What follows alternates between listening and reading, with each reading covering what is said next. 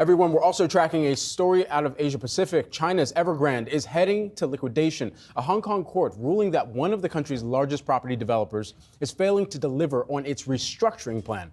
For more on what this means for investors on this side of the world, Yahoo Finance's very own Akiko Fujita is here. Hey, Akiko.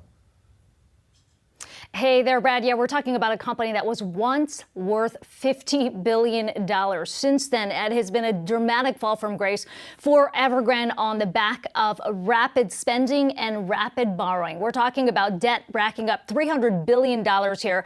Overnight, as you said, the Hong Kong court ordering the company's liquidation, sending Hong Kong traded shares of Evergrande halted down to 16 Hong Kong shares. You see there, you compare that to the $3.50 it debuted at in Hong Kong back in 2009. So you've seen the significant decline there.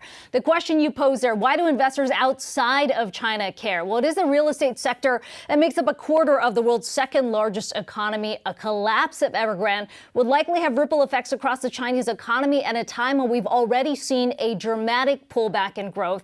You could argue that's already been happening, and the big concern here is that any collapse could lead to a contagion effect to banks and lenders and lead to a broader credit crunch. Now, with that said, the collapse or the decline of Evergrande has largely been telegraphed since the company defaulted on its debt back in 2021.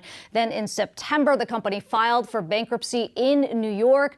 Also in September, the chairman of Evergrande was placed under police surveillance following that. And we've seen that pattern in China with companies that have really struggled in a significant way. Evergrande's question now is whether, in fact, mainland Chinese courts will follow the ruling of Hong Kong courts because they are separate. And of course, what this means for the other big real estate developers out there, mainly those like Country Garden, guys. And certainly we're going to be talking with an investor guest here in the next hour, just moving that forward, talking a little bit more about what this means for investment portfolios here in the U.S. Akiko, great stuff. Thanks so much.